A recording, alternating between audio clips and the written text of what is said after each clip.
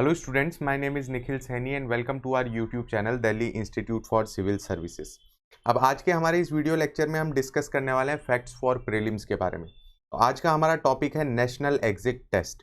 अब national exit test क्या है, किस तरीके से कंडक्ट किया जाएगा, हम सारी बातें जो हैं इसके अंदर डिस्कस करेंगे।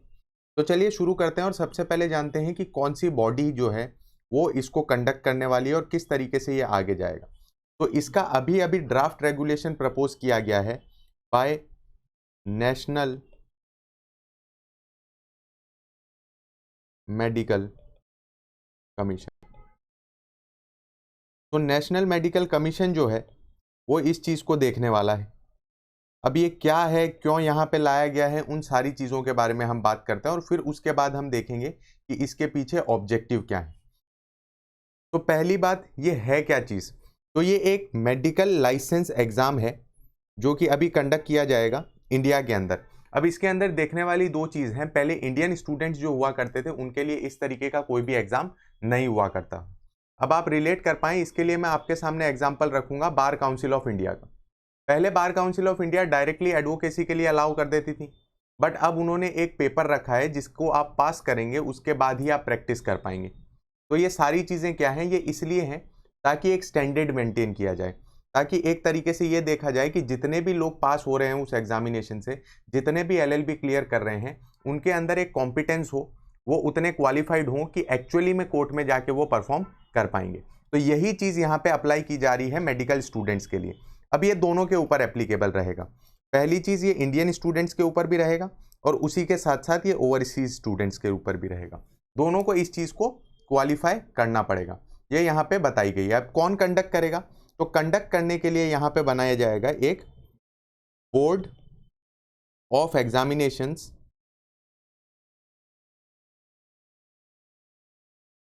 इन मेडिकल साइंस।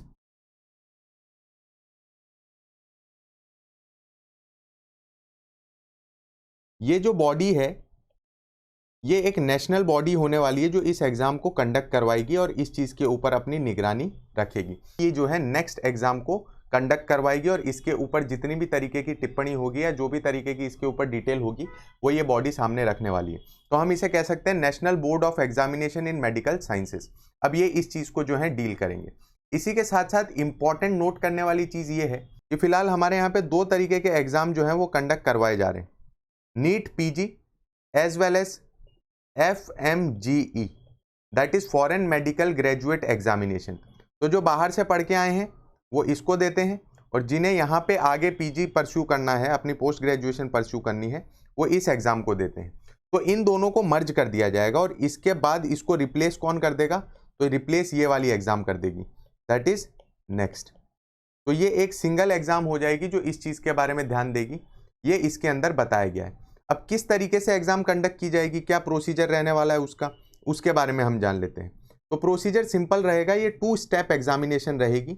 यहाँ पे क्या है, 2 स्टेप्स रहने वाले हैं, फर्स्ट एंड सेकेंड।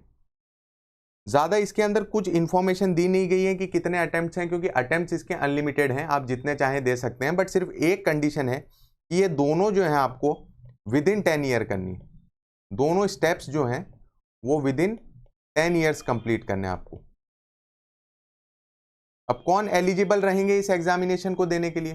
पहली चीज तो जिसने भी कमीशन द्वारा रिकॉग्नाइज्ड मेडिकल कॉलेज से अपनी MBBS कंप्लीट करी है वो दे सकते हैं।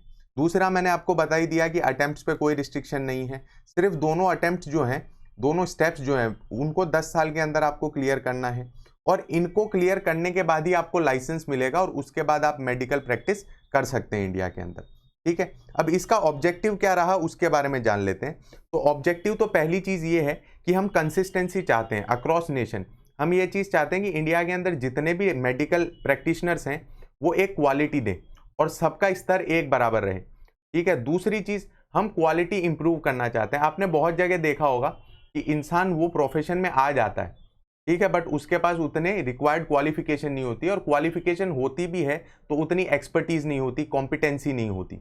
तो हम ये चीज़ तय करना चाहते हैं कि सिर्फ वो पढ़ के नहीं आया है, जो भी उसने समझा है, जो भी ज्ञान उसने लिया है एक्चुअली में उसके अंदर है, रट के वो चीज़ आगे नहीं लेके आ गया है। तो हम कॉम्पिटेंसी चाहते हैं। तीसरी, स्टैंडर्डाइजेशन, एक स्टैंडर्ड सेट करना पड़ेगा। देखो पहली चीज ये है कि अगर हम कोई भी फील्ड की बात करें, साइंस एंड टेक्नोलॉजी की बात कर लें, तो 1947 में जिस तरीके का इंडिया था क्या आज वैसा है? नहीं है। हमने इंप्रूवमेंट किया है, हमने एक स्टैंडर्ड सेट किया है। तो हमेशा क्या करना है, हमें बार को ऊपर लेके जाना है, जैसे हम पहले थे उससे आगे लेके जाना है। ठीक है, मेडिकल साइंस भी तरक्की कर रही है, तो हम अब ये चाहते हैं कि जो हमारा एक स्टैंडर्ड है उसे एक प्रॉपर हम प्लेटफॉर्म पे लाएं और उसे बढ़िया तरीके से आगे लेके जाएं। तो this was all about the exam of next. I hope you like this video lecture and please like, share and subscribe our YouTube channel. और हमारी जो ये सीरीज है फैक्ट्स फॉर प्रीलिम्स, इसके साथ जुड़े रहें, ये आपके प्रीलिम्स में बहुत ज़्यादा मदद करने वाली है। तो thank you very much for watching.